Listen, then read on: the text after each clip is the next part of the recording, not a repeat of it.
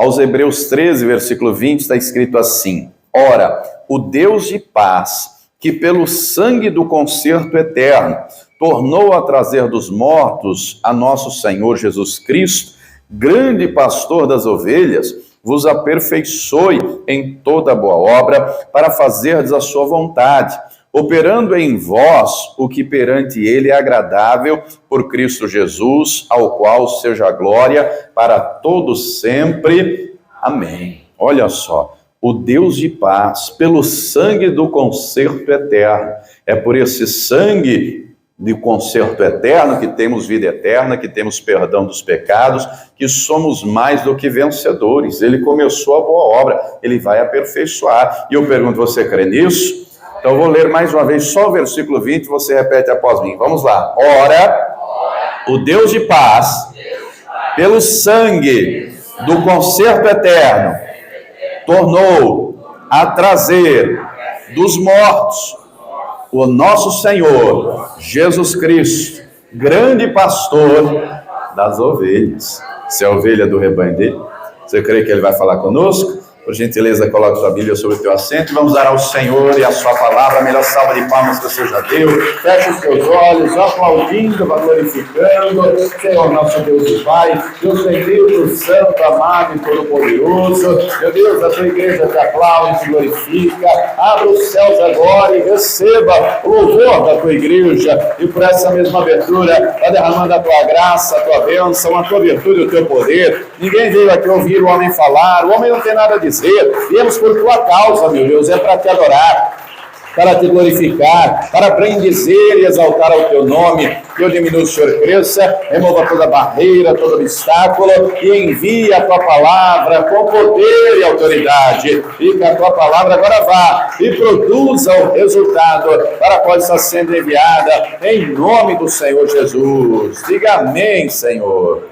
Tome o teu assento, por gentileza, pode se assentar, mas preste muita atenção, não se distraia. Se você trouxe aí papel e caneta, tome nota do que vai ouvir e aprender, amém? Muito bem. O texto que lemos, então, nos fala que o sangue do concerto eterno, o sangue de Jesus, está escrito em Apocalipse 13, né, que o Senhor Jesus é o Cordeiro de Deus que foi morto antes da fundação do mundo. E no decorrer da Escritura, nós vamos encontrando no Antigo Testamento, né, várias evidências e vários exemplos até chegar no sangue propriamente dito do Cordeiro, no sangue de Jesus. Nós encontramos, por exemplo, lá na Antiga Aliança, no Antigo Testamento, se você quiser acompanhar comigo, vamos aqui passar em alguns textos, como por exemplo o texto de Êxodo, capítulo de número 12, no versículo de número 13, o Senhor vai dizer o seguinte, Êxodo 12, versículo de número 13. Êxodo é o segundo livro da Bíblia. Enquanto você encontra isso, só contextualizando, o povo estava no Egito, né? O povo de Israel, durante 400 anos de escravidão, eles clamam a Deus porque queriam ser libertos. Deus então envia Moisés. A princípio, Faraó não quer deixá-los ir, e inclusive aumenta a carga, aumenta o trabalho. Mas Deus usa Moisés para enviar pragas lá ao Egito. E a 10ª praga será a praga da mortandade. O Senhor deixa claro, Moisés, eu vou enviar o espírito de morte, ele vai passar, um anjo vai passar para matar todos os primogênitos das casas dos egípcios. Mas avise a todo o povo, a partir de agora, esse mês vai ser o primeiro dos meses.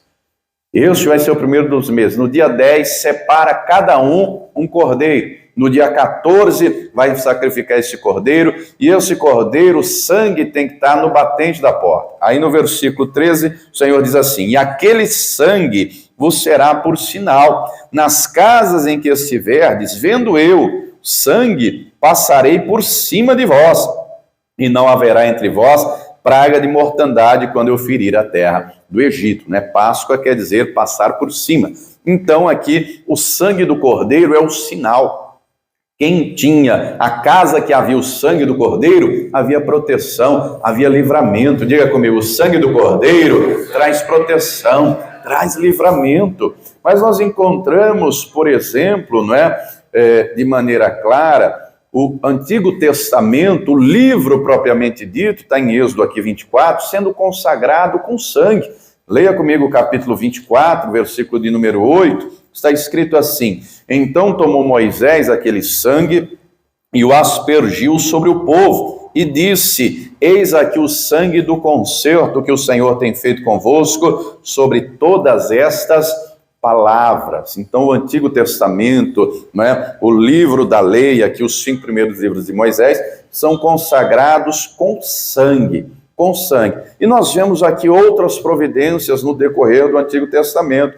Por exemplo, Deus vai estabelecer que quando um leproso fosse curado, antes dele ser declarado, ele só poderia ser declarado curado se houvesse sido aspergido sangue sobre ele. Tá comigo aqui em Levítico, é o próximo livro, capítulo de número 14, Levítico de número 14, versículo 25. Capítulo 13 fala o procedimento a ser feito quando alguém se tornava leproso, tinha que ser separado, né? Tinha que ficar afastado, a lepra era uma doença contagiosa, né? E aqui no capítulo 14 falava quando alguém era curado, o que deveria ser feito. O versículo 25 diz assim: então degolará o cordeiro. Note que mais uma vez o cordeiro. Degolará o cordeiro da expiação da culpa, e o sacerdote tomará do sangue da oferta pela expiação da culpa, e o porá sobre a ponta da orelha direita daquele que tem de purificar-se, e sobre o dedo polegar da sua mão direita, e sobre o dedo polegar do seu pé direito. Né? Note que deveria ser o sangue de um cordeiro. Nada disso aqui é por acaso. Tudo aponta para o sangue de Jesus, que é o Cordeiro de Deus que tira o pecado do mundo. Muito bem, Deus vai estabelecer ainda que antes do sumo sacerdote entrar no tabernáculo, no Santo dos Santos, ele deveria primeiro apresentar um sacrifício por ele mesmo. Ele deveria primeiro aspergir o sangue por ele, o sangue devia ser derramado para que ele fosse purificado, para que assim ele tivesse acesso ao Santo dos Santos. Tudo isso, não é? E eu li só poucos textos, mas tem vários outros no mesmo sentido, apontam todos eles para o sangue de Jesus. Vá comigo lá no livro de João, no Evangelho de João, capítulo 6, o próprio Senhor Jesus deixa isso aqui claro. No texto que lemos, não é, aqui do Êxodo, deixa claro que através do sangue do Cordeiro havia livramento, havia proteção. A morte não tem poder sobre o sangue do Cordeiro. Olha o que o próprio Senhor Jesus diz, né, e ele vem trazer a revelação plena. E João capítulo 6, versículo 53. Jesus, pois, lhes disse: na verdade, digo, que se não comerdes a carne do Filho do Homem e não beberdes o seu sangue, não tereis vida em vós mesmos. Quem come a minha carne e bebe o meu sangue tem a vida eterna, e eu ressuscitarei no último dia. Aqui, simbolicamente, o Senhor Jesus está falando de quê? Meu Deus, é uma pergunta. Curso de teologia para todos. Ele está falando da Santa Ceia. Eu e você sabemos disso, porque nós temos a Escritura completa. Eu e você sabemos disso, porque quando estudamos, vemos que tempos depois ele vai celebrar a ceia e ele vai falar isso. Não é? Este pão representa o meu corpo. Este cálice representa o meu sangue. Mas quando ele diz essas palavras aqui, ele não havia celebrado ceia. Não havia ceia ainda. O que havia era Páscoa. Então, muitos aqui, se você continuar a leitura, você vai perceber, muitos dos discípulos que ouviram isso não entenderam, se escandalizaram, porque pensaram: ué, ele está falando para nos tornarmos canibais? Será que ele não conhece a lei? Lá no livro de Levítico está escrito que a vida está no sangue, não pode comer sangue. Obviamente, compreenda, amados, que o que Deus proíbe no livro de Levítico é a profanação do sangue. Como assim, pastor? Há uns anos atrás, eu dando uma aula do curso de teologia lá em Belo Horizonte, e era sobre, se não me engano, hermenêutica, ou era exegese, e o aluno pergunta: pastor, o que é morte? E era um senhor já idoso. Eu perguntei: por quê, querido?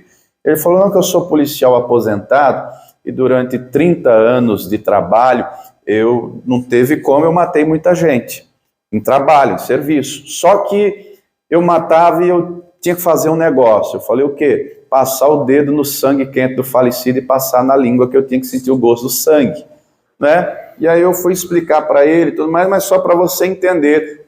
do que Deus está falando. Ele está falando de profanação, não é? Na questão do alimento, muitos comiam o alimento com sangue, mas quem comia? Quem era pagão. Na prática, por exemplo, você vai fritar um bife, se você deixar ele torrar, vira borracha ou não vira? Então, na prática, tem que deixar ali meio que ao ponto, é verdade ou não é? É impossível extrair todo o sangue. Uma coisa é você preparar um bife para você comer, preparar uma comida, outra coisa é profanar o sangue. Deu para entender a diferença? Mas aqui, então, muitos ouvem, não entendem, ao invés de perguntar do que o senhor está falando, porque o próprio Senhor havia dito, não é, que aos outros ele falava por parábolas, mas aos discípulos é dado conhecer os mistérios do reino de Deus. Aos discípulos ele explica, aos discípulos ele revela. Ele mesmo também havia dito na parábola do semeador, quando alguém ouve a palavra e não entende, vem o maligno e rouba a semente, aquilo que foi semeada. Muitos aqui se escandalizaram, pensaram que o Senhor está falando de canibalismo. Como pode comer a carne dele, beber o sangue dele? Como que o sangue dele, a carne dele vai dar vida? E muitos se escandalizaram e foram embora. E aqui na continuação, muitos dos seus discípulos ouvindo isso vão dizer, duro esse discurso, quem pode resistir? E foram embora. Em seguida o texto diz que Jesus vira para os 12 e diz, vocês querem se retirar também? Um ditado muito popular dos nossos dias resume bem a fala de Jesus. Porta da rua é serventia. Aí Pedro vai dizer, para onde iremos nós, Senhor? Se só tu tens as palavras da vida eterna. Ô queridos, tem gente nos nossos dias que não aguenta ouvir a palavra. Quando é uma palavra de bênção, glória é para mim. Quando é uma repreensão, não é para mim, não. Dependendo do que fosse, até da igreja. Esses dias atrás, uma irmã me disse, pastor, irmã fulana saiu da igreja, não vai mais. Eu falei, por quê? O que que houve? O que que aconteceu? Está enfrentando um problema? Ela falou, não, é que o senhor esses dias estava falando da oferta, e aí em determinado momento você disse assim, se a pessoa não sabe administrar o dinheiro que tem, ela vai viver enforcada, ela vai viver endividada. Quanto mais ela ganhar, mais ela vai gastar. Ela pensou que o senhor estava falando das contas dela, porque ela vive endividada, ela achou ruim e saiu da igreja. Eu falei, que pena para ela, não é? Porque a palavra diz, até na lavoura do pobre a abundância de bens, mas pela má administração muito se perde. Então tem gente que se ofende, que você não seja um desses. Não, pastor, o pastor me ofendeu com a palavra, o fulano me ofendeu com a palavra. Ô querido, quem precisa de Deus somos nós. A palavra deixa claro que não devemos abandonar a congregação. Quem está entendendo, diga amém. O Senhor então está deixando claro que através do corpo dele, através do sangue dele, haverá vida. A morte não tem poder. Quando ele vai celebrar a ceia, aí ele pega o pão, ele dá graças, ele vai dizer, este pão aqui representa o meu corpo. Ele pega o cálice, ele vai dizer, este é o Novo Testamento no meu sangue, que é derramado por muitos para a remissão dos pecados. Então, do mesmo jeito que o Antigo Testamento foi consagrado com sangue, o Novo Testamento também é consagrado com sangue. O Antigo Testamento foi sangue de um animal. O Novo Testamento, diga comigo, é do Cordeiro de Deus que tira o pecado do mundo. É Ele que tira o pecado e esse sangue é o sangue da aliança eterna. Vá comigo de volta, onde começamos a mensagem, aos Hebreus, capítulo de número 13, onde a palavra deixa claro que esse sangue é um sangue de aliança eterna, não é momentâneo, não é passageiro. Logo, temos que entender que esse sangue é poderoso. Declare comigo, o sangue de Jesus tem poder. O sangue de Jesus tem poder sobre a morte. O sangue de Jesus tem poder para purificar pecados. O sangue de Jesus nos aperfeiçoa. Ele é o pastor das ovelhas. Hebreus 13, 20. Ora, o Deus de paz, que pelo sangue do concerto, da aliança, do pacto eterno, tornou a trazer dos mortos a Jesus Cristo, grande pastor das ovelhas, vos aperfeiçoe em toda boa obra para fazeres a sua vontade. Se você tiver uma caneta, grife aí, pelo sangue do concerto eterno. Esse concerto, repito, é eterno. Essa aliança é eterna. Ela não é momentânea ou passageira. Não é? Quando uma pessoa vai casar, ela faz votos. Não é? Quais votos, via de regra? Amar, respeitar, ser fiel, né? Assim por diante. Na saúde e na doença. Na alegria ou na tristeza, na riqueza ou na pobreza, até que a morte Essa aliança aqui, a morte não separa. Essa aqui não, não é? Mas do mesmo jeito que tem gente que no dia do casamento faz votos, e alguns, infelizmente, não cumprem, o Senhor cumpre. Ele nunca deixa de ser fiel. Ele não nega a si mesmo. E do mesmo jeito que ele honra a palavra dele, diga para a pessoa que está ao teu lado, nós temos que honrar a nossa também. Nós temos que fazer a nossa parte. O sangue dele, então, é um sangue de uma aliança eterna. Ele é o grande pastor das ovelhas. Só que o versículo 21 diz assim, vos aperfeiçoe. É necessário um aperfeiçoamento. Sozinhos não conseguimos esse aperfeiçoamento.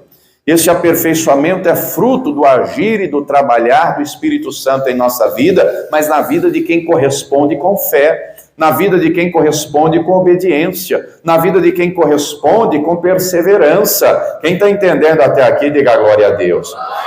Nós encontramos redenção, perdão dos pecados, é pelo sangue de Jesus. Então logo temos que compreender, eu sou salvo. É porque eu mereço? Não, não é porque eu mereço, porque o que eu e você merecemos é o inferno, porque nós somos pecadores.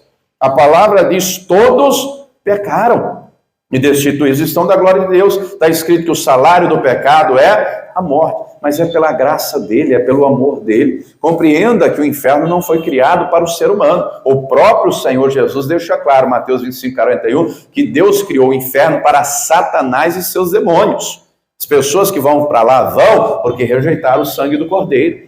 Vão porque não quiseram a graça. Vão porque não corresponderam. Ou por um momento corresponderam e depois deixaram, não permaneceram.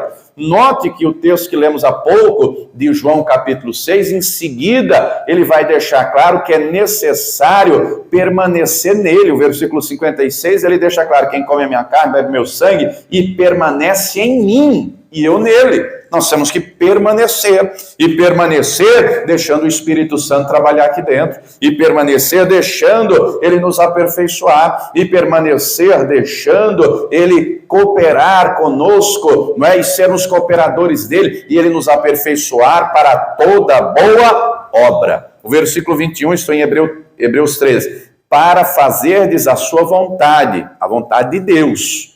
Nós é que temos que nos submeter à vontade de Deus. É a vontade dele em primeiro lugar. Não é a nossa em primeiro lugar. Não é a nossa.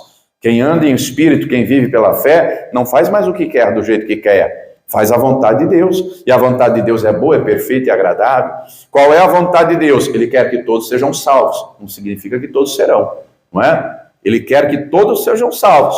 Não significa que todos serão. Querer ele quer. Só que ele não criou robô, ele não criou boneco, ele criou gente com livre-arbítrio, com liberdade de escolha. Quem está entendendo até aqui, diga glória a Deus. Então é da vontade de Deus a salvação de todos. É da vontade de Deus que ninguém se perca. Se vai se perder ou não, não depende só de Deus. É da vontade de Deus, está escrito, a nossa santificação. Se não correspondermos, também está escrito, sem santificação ninguém verá a Deus. É da vontade de Deus que creiamos nele. Está escrito, sem fé é impossível agradar a Deus. Porque é necessário que aquele que se aproxima dele creia que ele existe, que ele é galardoador. É da vontade de Deus que tenhamos uma vida vitoriosa nessa terra. Vai ter luta? Vai ter adversidade? Não é? Vai ter batalhas, haverão batalhas, mas o Senhor é conosco. Vá comigo rapidamente, 1 Coríntios capítulo 15. 1 Coríntios capítulo 15, eu vou ler os versículos 55 a 57, que diz assim, onde está, ó morte, o teu aguilhão? Onde está, ó inferno, a tua vitória? Ora, o aguilhão da morte é o pecado, e a força do pecado é a lei. Mas graças a Deus que nos dá vitória por nosso Senhor Jesus Cristo. Nos dá a vitória sobre a morte. O Senhor nos dá a vitória, não é? Sobre o mundo. Está escrito, e essa é a vitória que vence o mundo, a nossa fé. Ele nos dá a vitória também sobre Satanás. Está escrito, Romanos 16, 20, em breve o Deus de paz esmagará Satanás debaixo dos vossos pés. Agora, nós temos que tomar posse da palavra, é do sangue do Cordeiro e da palavra de Deus. Está escrito, não é Paulo falando à igreja de Éfeso, inspirado pelo Espírito Santo, lá em Atos 20 e 28, que a igreja, não é, foi resgatada pelo sangue do Senhor. A igreja é resgatada e eu e você somos igreja. É por isso que o próprio Senhor Jesus deixou claro: as portas do inferno não vão prevalecer sobre a igreja, porque a igreja é resgatada no sangue dele, a igreja é lavada, a igreja é remida, a igreja é a coluna e a firmeza da verdade, e eu e você temos que ser essa coluna, e eu e você temos que ser aperfeiçoados, e eu e você temos que ser fortalecidos, e eu e você temos que ser revestidos pelo poder de Deus, e eu e você temos que ser mais do que vencedores.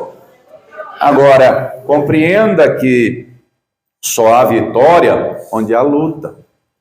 E o inimigo da nossa alma, ele é astuto, ele não é bobo. O inimigo da nossa alma, que é o diabo, ele trabalha com engano, ele trabalha com cilada, ele trabalha com armadilha. Não é por acaso que a palavra garante, segundo aos Coríntios 10, 3 e 4, as armas da nossa milícia são poderosas para a destruição de toda a força do inimigo. É poderosa para destruir toda a força do inimigo, só que eu tenho que entender isso. Ô querido, não adianta eu ter à disposição um tanque de guerra e estar usando um estilingue. Não tem lógica um negócio desse. Não tem lógica eu ter à disposição um arsenal de guerra, não é? Uma metralhadora, uma escopeta, não é? Ter um equipamento violento e estar usando, não é, uma coisa simples. Quem está entendendo, diga glória a Deus.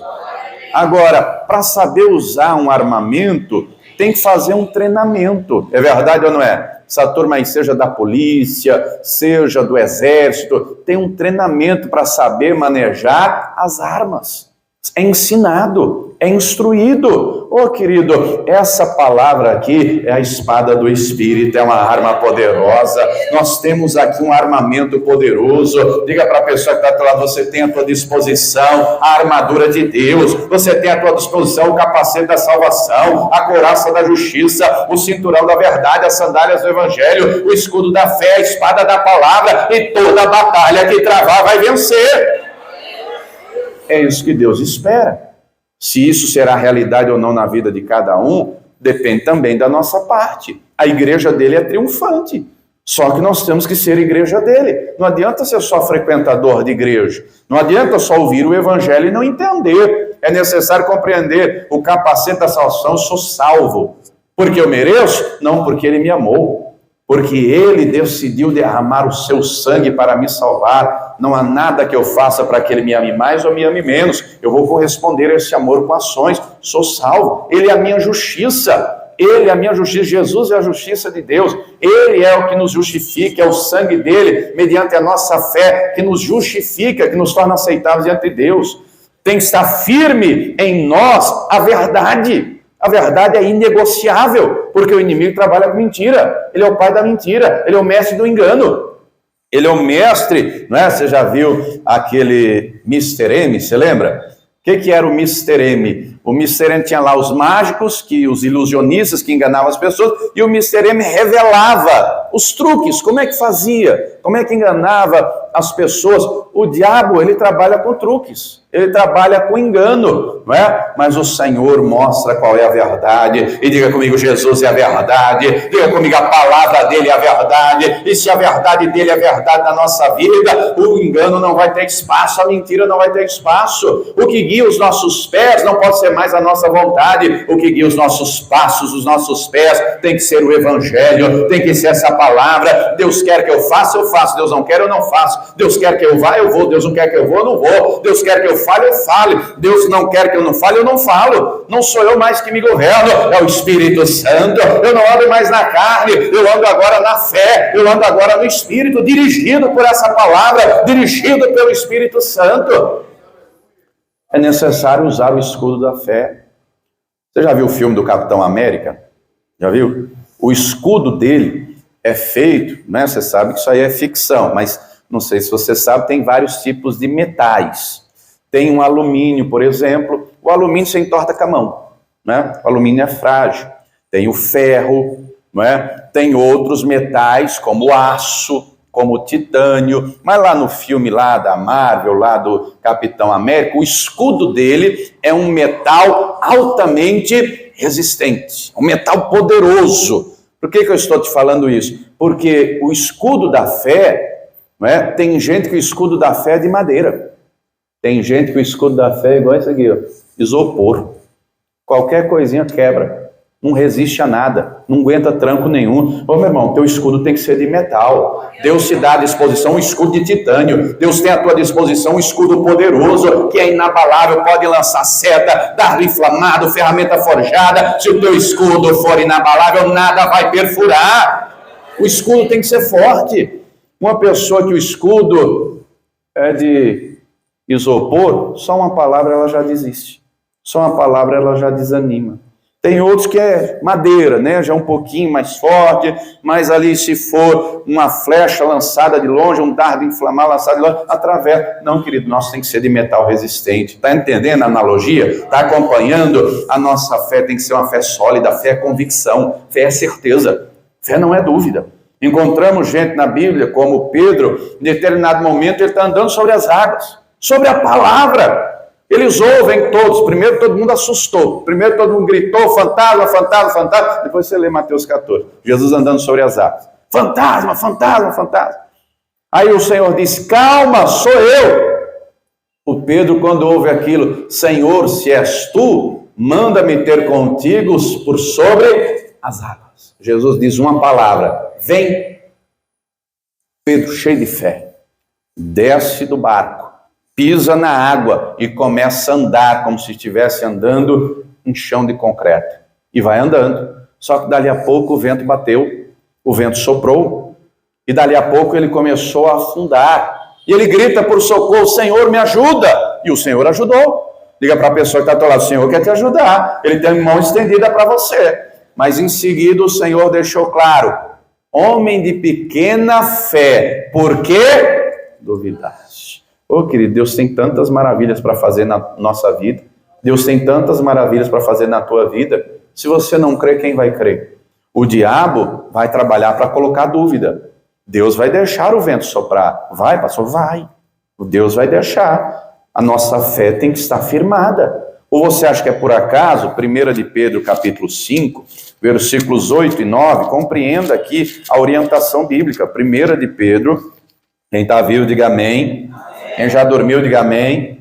Glória a Deus. 1 de Pedro 5, 8 e 9. Sede sóbrios, vigiai, porque o diabo, vosso adversário, anda em derredor, bramando como um leão, buscando a quem possa tragar, ao diabo, não é? Resistir, firmes na fé, sabendo que as mesmas aflições se cumprem entre vossos irmãos no mundo.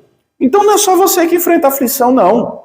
A palavra deixa claro, todos enfrentam, mas nós temos que resistir firme na fé. A dúvida não pode entrar. A dúvida não pode entrar. O que tem que permanecer é a fé. Diga para a pessoa que está ao teu lado, o que tem que permanecer é a certeza, é a convicção. A palavra deixa claro, se Deus é por nós, quem será contra nós? Ele garantiu isso, estou convosco todos os dias até a consumação dos séculos. Fé é certeza. Fé é convicção. A fé não pode ser uma fé de isopor. Não, ela tem que ser sólida. Ela tem que ser firme. Ô, pastor, mas você não sabe as lutas que eu estou passando. Você pode estar chorando hoje, mas a palavra diz, o choro dura a noite, mas a alegria vem pela manhã. Quem vive pela fé pode estar gemendo e chorando. Meu Deus, vai mudar essa história, eu confio em ti, meu Deus. O médico diz que não tem cura, mas o Senhor tem poder para me curar. Ah, Senhor, o problema chegou, mas o Senhor é comigo. A dívida chegou, o Senhor proverá. Não sei como, eu sei que o Senhor vai fazer. Eu não vou duvidar. Tenha certeza. As aflições da vida virão, farão parte dela. E compreenda, Deus não diminui os problemas. Diga para a pessoa que está ao teu lado, Deus aumenta a sua força. Dou sempre o exemplo simples da academia, né? Alguém já foi ou vai na academia? Você vai na academia, você começa pegando lá 1 quilinho, né? Pega lá o pezinho, lá é halter que fala, não é? Na halteres lá, o pezinho, sei lá. Você pega lá, dali a pouco... 1 quilo deixou de ser 1 quilo? Não, mas é pela habitualidade, você ficou mais forte, aí vai para 2. e vai para 3, e vai aumentando à medida que vai mantendo a habitualidade, a frequência, a assiduidade. Dali a pouco está 10 quilos, dali a pouco no supino está igual o Schwarzenegger. O peso deixou de ser peso, você ficou mais forte. Diga para a pessoa que está do lado, deixa de ser molenga, irmão. Deixa de ser molenga, se fortalece no Senhor. Você tem uma armadura poderosa à tua disposição. Você tem o Todo-Poderoso que quer te encher e te revestir e te dar vitória, seja sobre o inimigo. Ele já deu vitória sobre a morte. Ele tem com você uma aliança eterna. E se o inimigo se levantar, ele vai cair. E as aflições da vida serão vencidas em nome de Jesus. Quem está entendendo, diga glória a Deus. O sangue de Jesus, não é, nos traz livramento. Vá comigo rapidamente, Apocalipse capítulo 21. Apocalipse 21, o Senhor nos livra. Apocalipse 20, aliás. Apocalipse 20, a partir do versículo 11. Não é? Está escrito assim: E vi um grande trono branco, e o que estava sentado sobre ele, de cuja presença fugiu a terra e o céu, e não se achou lugar para eles, e vi os mortos, grandes e pequenos, que estavam diante do trono, e abriram-se os livros. E abriu-se outro livro, que é o da vida. E os mortos foram julgados pelas coisas que estavam escritas nos livros, segundo as suas... O negócio é individual, cada um segundo as suas obras. E deu o mar os mortos que nele havia, e a morte e o inferno deram os mortos que nele havia, e foram julgados cada um segundo as suas obras. E a morte e o inferno foram lançados no lago de fogo. Essa é a segunda morte. Versículo 15. E aquele que não foi achado escrito no livro da vida foi lançado no lago. Se você tiver uma caneta, grife aí: aquele que não foi achado no livro da vida. Este livro único também é conhecido, e está aqui escrito, nós vamos ler o capítulo 21, o livro da vida do Cordeiro. Passe aí comigo, página, capítulo 21. Eu vou ler somente o versículo 27. Depois você lê os anteriores, que fala da cidade santa, Nova Jerusalém, fala da eternidade. E não entrará nela, Apocalipse 21, 27. E não entrará nela coisa alguma que contamine e cometa abominação, mas só os que estão inscritos no livro da vida do Cordeiro.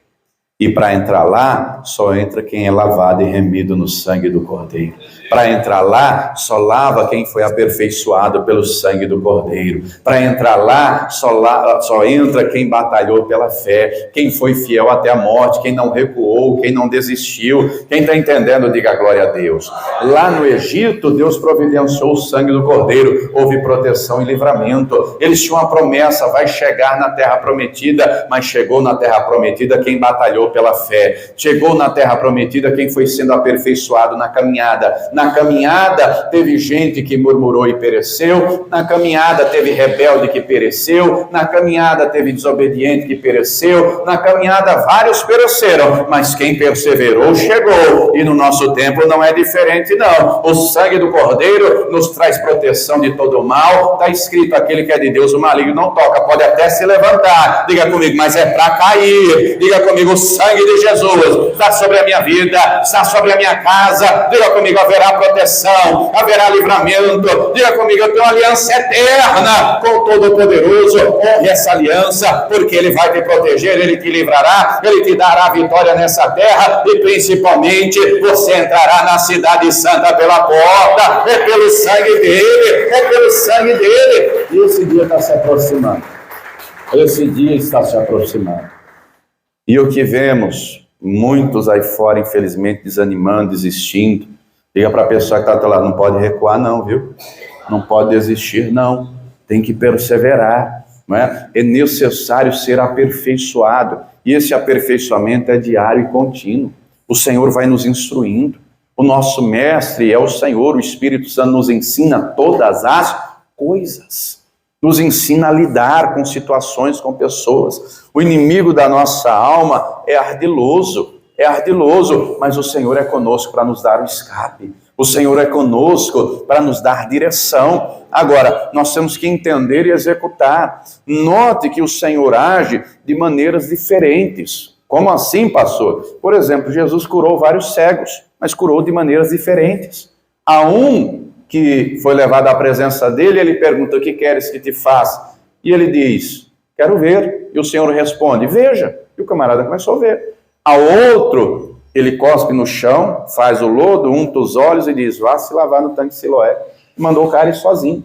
Quando o cara foi, se lavou, ele passou a enxergar. A outro cego, ele cospe nos olhos do cara, impõe as mãos, o camarada é curado. É o mesmo milagre, mas ele faz de maneiras diferentes. Querido, não é porque não é do seu jeito que não significa que Deus não vai fazer. Deu para entender? Às vezes tem gente que porque Deus já não fez, será que Deus vai fazer? Diga para a pessoa que está ao teu lado, ele vai. Ele tem poder, ele quer. Só que é no tempo dele. É conforme a vontade dele. Primeiro ele faz aqui dentro, para depois ele fazer do lado de fora. A prioridade é a vontade dele. Nós é que temos que nos sujeitar à vontade dele.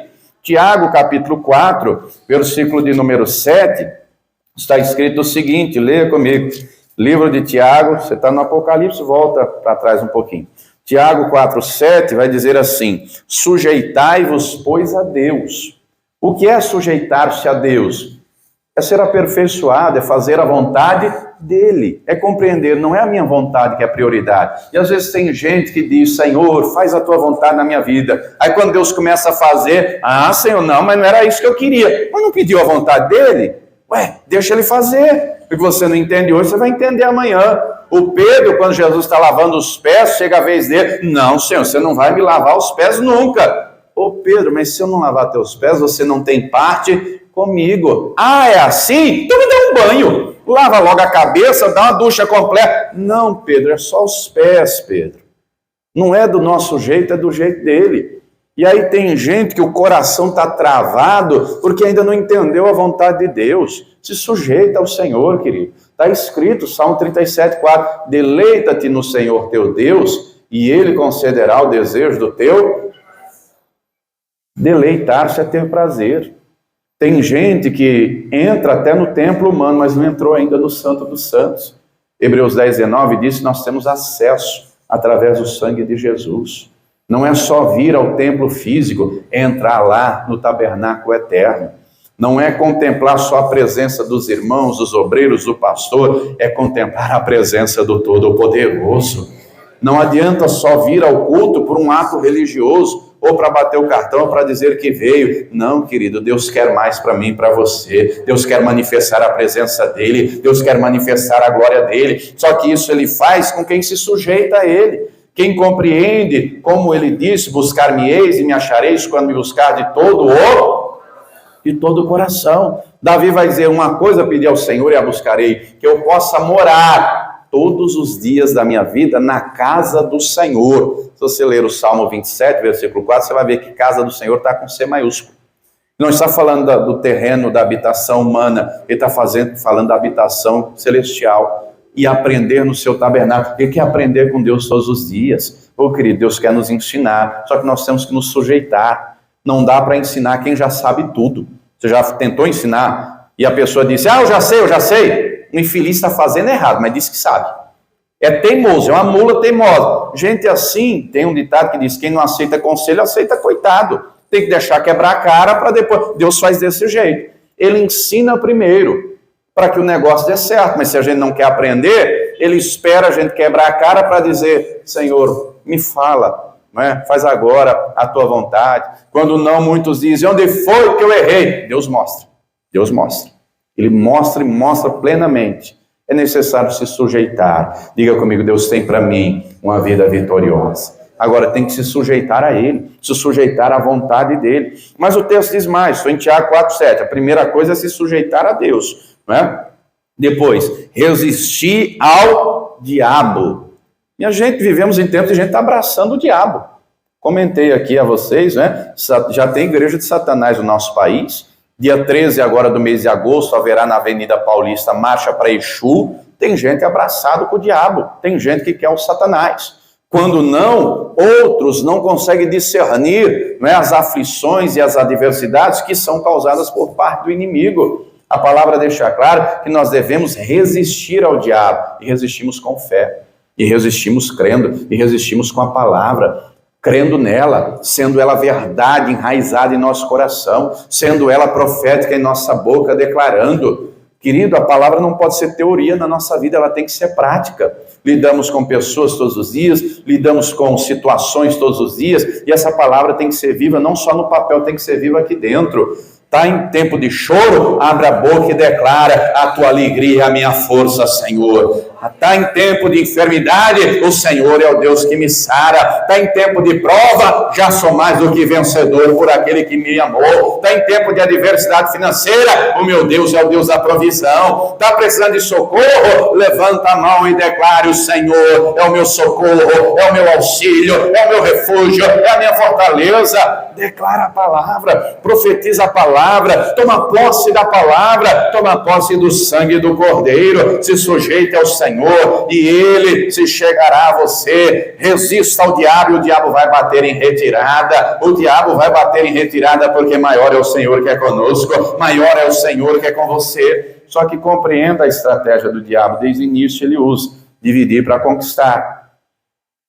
Contra o primeiro casal, ele não foi de frente, ele foi primeiro na Eva. Contra a igreja, ele não vem de frente, porque contra a igreja ele não prevalece. Então ele vai atacando cada membro individualmente. Cada membro individualmente. E se não conseguir atingir você, vai querer atingir algum dos seus familiares, ou trabalho, ou alguma área, e de algum modo vai querer lhe semear dúvida no coração, frieza, de algum modo vai querer roubar a perseverança, a palavra do coração. Quem está entendendo, diga glória a Deus. Vivemos em tempos, amados, que muita gente arruma, muita desculpa para as coisas de Deus. Às vezes seja uma doença, seja o trabalho, seja isso, seja aquilo, não é? Você acha que é por acaso que o próprio Senhor Jesus disse que os filhos das trevas são mais prudentes que os da luz? Nós temos que ser prudentes. Nós vivemos em tempo de batalha espiritual e não podemos esmorecer. O inimigo não está dando moleza, não é brincadeira. Se esmorecermos, a frieza chega, a mornidão chega, a fé vai se esvaindo, a perseverança vai acabando. O mundo seduz, mas seduz quem vive na carne. Diga para a pessoa que está do lado: se fortaleça no Senhor. Diga para ele, diga para ela: você tem uma aliança eterna com Deus, e a aliança é para ser honrada, a aliança não é para ser quebrada, não. Você acha que ela é redonda, que é a aliança física? Por que ela é redonda? Não é? Por que é dito isso? Porque não tem início nem fim. Assim tem que ser a nossa aliança com Deus. Deus nos elegeu nele antes da fundação do mundo, e o que ele tem com nós é eterno. Se ele já nos deu o livramento da condenação eterna, como é que você sabe que é salvo? Você tem certeza que é salvo, né? Fiquei preocupado agora. Se você não tem, você precisa ter hoje. Se não entregou a vida a Jesus, precisa recebê-lo. Se já recebeu e não tem certeza, tem que tomar um banho no sangue dele. Como é que temos essa convicção? Você tem que sair com essa certeza hoje. Por quê, pastor? Primeiro, porque a palavra declara, e nós temos que crer. Nós temos que crer. Ela tem que ser certeza aqui dentro, não é? Jesus disse: quem me confessar diante dos homens, eu também confessarei diante de meu Pai. Além da palavra testificar, o Espírito Santo testifica. O Espírito testifica ao nosso espírito, nós somos filhos de Deus. De onde tiramos a certeza? Ninguém tem cópia do livro da vida. Você tem? Da página que está escrito o seu nome? Não é uma cópia autenticada? Não é? Um anjo tirou uma foto e te mandou no WhatsApp? Como é que temos certeza? Porque o Espírito Santo testifica. E essa convicção tem que ser real aqui dentro. Sou salvo, quero o Senhor venha hoje, já estou salvo. Quero venha amanhã, eu vou permanecer salvo, eu vou combater o bom combate, eu vou me sujeitar ao Senhor, eu vou honrar a minha aliança com Ele, eu vou ser fiel a Ele, seja na riqueza ou na pobreza, eu vou honrá-lo, amá-lo, respeitá-lo e ser fiel, seja na saúde ou na doença, seja em todo tempo. E o Senhor deixou claro que quem o honra também é honrado, e Ele honra já nessa terra, e chegará o tempo que estaremos face a face com Ele, à direita dele. Quem crê nisso, diga glória a Deus. Não é por acaso que Hebreus 13, onde começamos a mensagem, o texto deixa claro, versículos 20 e 21. Ora, o Deus de paz, que pelo sangue do concerto eterno, tornou a trazer dos mortos a nosso Senhor Jesus Cristo, o grande pastor das ovelhas. Diga para a pessoa que está até lá: tem que ser ovelha, viu? Pode ser bode não, tá? Ovelha fica do lado direito. Ovelha vai entrar no reino. E o bode vai ser lançado fora. Compreenda o detalhe, antes da gente prosseguir, não é? Se você tiver uma caneta, anote aí do lado, Mateus 25, do versículo 31 em diante, depois você lê que é quando o Senhor faz essa analogia, e ele fala, quando vier o Filho do Homem, ele vai separar as ovelhas dos bodes. Ele não está falando de quem está no mundo, ele está falando de quem se diz povo dele. Quem se diz povo dele. Não adianta só estar aqui e não estar na presença do Altíssimo. Não adianta só ouvir aqui a palavra e ela entrar por um ouvido e sair pelo outro. Ovelha é obediente e bode é teimoso. A ovelha, não é, ouve a voz do pastor, o bode não. O bode é bruto. Já viu como é que bode briga? Diga para a pessoa que está lá, vai ficar dando cabeçada na vida até quando, hein? Está na hora de ouvir, está na hora de obedecer, está na hora de fazer, na hora de deixar de ser bode, não é? Mas continuando, versículo 21, vos aperfeiçoe em toda boa obra, para fazeres a sua vontade, operando em vós o que perante ele é agradável, por Cristo Jesus, ao qual seja a glória para todos sempre. Amém. Volte comigo aí uma página, no capítulo 12, eu vou ler a partir do versículo 22, que diz o seguinte, mas chegastes ao monte Sião, e à cidade do Deus vivo, esse daqui é para aqueles que são, não é? Aqueles que combatem o bom combate e vão até o fim, não desistem. A cidade do Deus vivo, a Jerusalém celestial e aos muitos milhares de anjos, a universal assembleia e igreja dos primogênitos que estão inscritos nos céus, está falando do livro da vida, e a Deus, o juiz de todos, e aos espíritos dos justos aperfeiçoados, e a Jesus, o mediador de uma nova aliança, e ao sangue da aspersão, o sangue da aliança eterna, que fala melhor do que o sangue de Abel. Versículo 25, vede que não rejeiteis ao que fala, porque se não escaparam aqueles que rejeitaram o que na terra os advertia, muito menos nós, se nos desviarmos daquele que é dos céus, a voz do qual moveu então a terra, mas agora anunciou dizendo, ainda uma vez comoverei não só a terra, senão também o céu. Esse céu e essa terra que os egípcios serão destruídos. Deus tem um novo céu e uma nova terra. E esta palavra, ainda uma vez mostra a mudança das coisas móveis como coisas feitas para que as imóveis permaneçam, as eternas, as espirituais.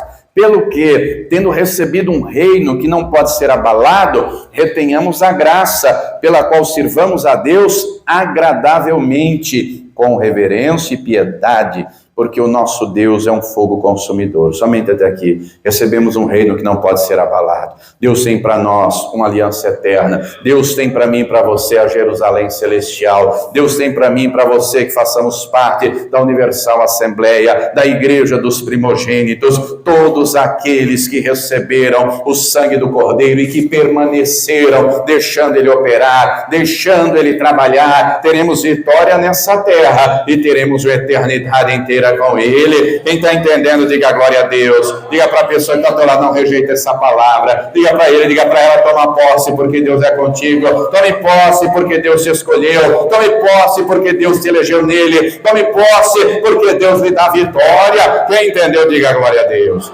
Se coloque de pé que nós vamos orar e vamos falar com o Senhor. É ele que nos aperfeiçoa. A aliança com ele é eterna.